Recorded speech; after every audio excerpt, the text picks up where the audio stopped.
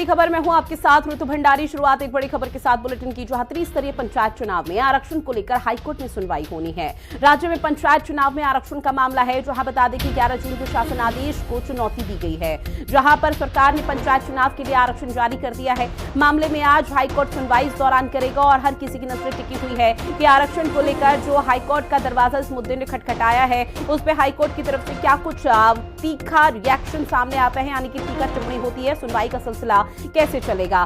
ऐसे में आपको बता दें कि पंचायत चुनाव में आरक्षण मामले को लेकर हाईकोर्ट में सुनवाई होनी है, जहां राज्य में पंचायत चुनाव में आरक्षण का मामला है और इसके साथ ही 11 जून के शासन आदेश को एक बहुत बड़ी चुनौती दी गई है। अब इस पूरे मामले को लेकर सुनवाई हाईकोर्ट में होगी।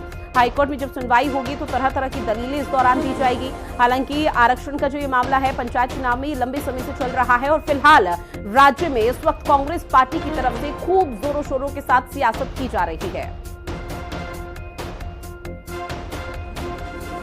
शुभांगी मेरी सहयोगी हमारे साथ लाइव बनी हुई है। शुभांगी, चूंकि देखिए त्रिस्तरीय पंचायत चुनाव को लेकर एक तरफ अधिसूचना जारी हुई तो वहीं दूसरी तरफ हाईकोर्ट में सुनवाई होने वाली है।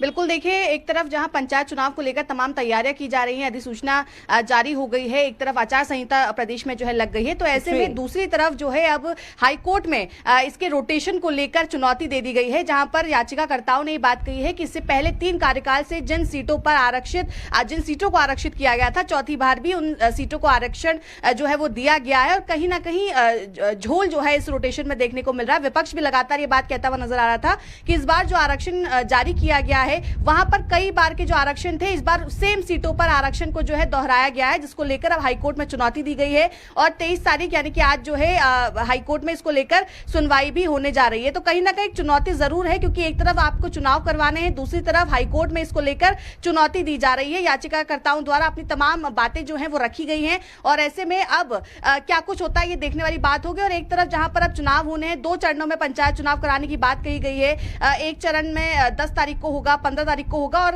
जो है 19 तारीख को इसकी मतगणना की जाएगी। ऐसे में जो तमाम आदेश दे दिए गए हैं, तमाम जो फॉर्मेलिटीज हैं वो पूरी कर ली गई है। आरक्षण को लेकर जब से पहला आरक्षण जब आया था, सूची जब आई थी, उस वक्त भी विपक्ष जो है लगातार सवाल उठा रहा था कि इस बार जो रोस्टर है वो कहीं ना कहीं गड़बड़ाया हुआ है। उसके बाद जो है उस पर 3000 से ज्यादा आपत्तियां लगी और ऐसे में उस पर जन सुनवाई भी हुई, लेकिन जो लोग हैं वो इस पर संतुष्ट नजर नहीं आ रहे हैं और यही कारण है कि अब वो हाईकोर्ट का दरवाजा खटखटा रहे हैं। हालांकि देखिए इस पूरे मामले को लेकर, आरक्षण का जो मामला है पंचायत चुनाव को लेकर, ये लंबे समय से चला आ रहा है। लंबे समय में किसी भी तरह की कोई बड़ी राहत विपक्षी पार्टी को यहां पर मिलती हुई नजर नहीं आई, लेकिन क्या लग रहा है जब आज हाईकोर्ट में सुनवाई होगी तो क्या किसी तरह की बड़ी राहत मिलेगी विपक्ष को?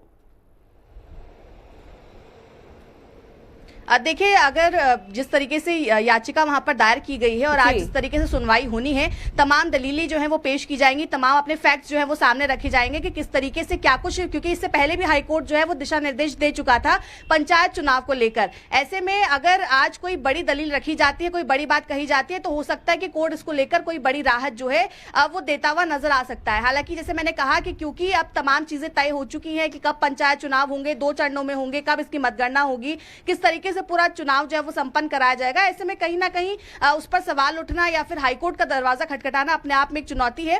हालांकि अब कोर्ट क्या कुछ फैसला लेता है, इस पर सभी की नजरें जो है वो टिकी हुई है। ठीक है शुभांगी, जानकारी साझा की उसके लिए बहुत शुक्रिया आपका।